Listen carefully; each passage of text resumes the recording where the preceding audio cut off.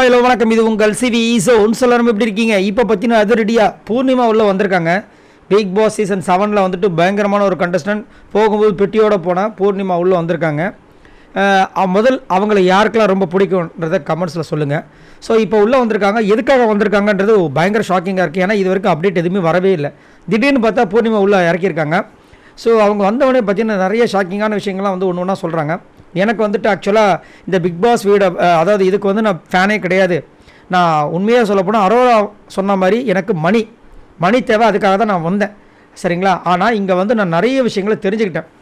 ஏன்னா இங்கே அவ்வளோ சீக்கிரத்தில் எல்லாருக்குமே அந்த விஷயங்கள் கிடைக்காது. அதேமாதிரி பிக் பாஸ் அப்படின்ற ஒரு ஆப்பர்ச்சுனிட்டி எல்லாருக்குமே அவ்வளோ சீக்கிரத்தில் கிடைக்காது. அதே மாதிரி நான் சீசன் 7க்கு முன்னாடி ஒரு மாதிரி பூர்ணிமாவாக இருந்தேன். சீசன் 7க்கு அப்புறமா அது வேறு மாதிரி ஒரு பூர்ணிமாவை எனக்கு கொடுத்துச்சு. இந்த வீட்டில் தான் எனக்கு நிறைய hat, love, miss understanding, so அதை மெயின் பண்ணுறாங்க. மிஸ் அண்டர்ஸ்டாண்டிங், கேர் எல்லாமே கிடச்சிது. நாம் உள்ளே இருப்போம். சரிங்களா? வெளியில் நம்மளை ஒரு சில பேர் ஜட்ஜ் பண்ணியிருப்பாங்க. நம்மளுக்கு அந்த விஷயமே தெரியாது. அது ஒரு செம்ம த்ரில்லிங்காக இருக்கும். அதை தயவு செஞ்சு மிஸ் பண்ணாதீங்க. உங்களோட விஷயங்களை யூஸ் பண்ணுங்கள். அதேமாதிரி நான் இங்கே கேமரா இருக்கிறத சுத்தமாக மறந்து நான் பாட்டு ராவாக இருந்தேன். நான் எப்படி இருப்பேனோ அப்படி இருந்தேன். அதுதான் எனக்கு பயங்கரமான ஒரு விஷயத்தை கொடுத்துச்சு. அதேமாதிரி நீங்களும் இந்த கேமரா அந்த மாதிரி விஷயங்கள்லாம் இல்லாமல் நீங்களும் நல்லா இதுவாக எக்ஸ்ப்ளோர் பண்ணுங்கள். அதுதான் ரொம்ப முக்கியம்.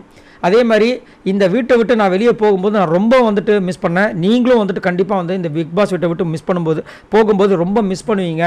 இது எனக்கு ஒரு ஸ்கூல் மாதிரி தான் சொல்லணும். ஏன்னா ஸ்கூல் லைஃப்பை அப்போ ஒழுங்காக படிச்சிருக்க மாட்டோம், ரொம்ப ஓவராக இருப்போம். ஆனால் ஸ்கூல் முடிஞ்சதுக்கப்புறமா என்ன சொல்லுவோம், நம்ம இதை பண்ணியிருக்கலாமே அதை பண்ணியிருக்கலாமேன்னு யோசிப்போம்ல. ஸோ ஆக்சுவலி நீங்கள் அதை விட்டுறாதீங்க. இருக்கும்போது நல்லா இதை இந்த பிக் பாஸ் வீட்டு லைஃப்பை அனுபவிச்சுட்டு போங்க. ஆக்சுவலி நீங்கள் எல்லாருமே நல்லா பண்ணிட்டுருக்கீங்கன்னு எல்லாம் ஷாக்காக வரும். என்ன சொல்கிறீங்க, உண்மையாவா அப்படின்னு. உண்மையிலே எனக்கு ரொம்ப பிடிச்சிருக்குன்னு சொல்லிட்டு ஒருத்தரே தனித்தனியாக சொல்லிகிட்டே வராங்க.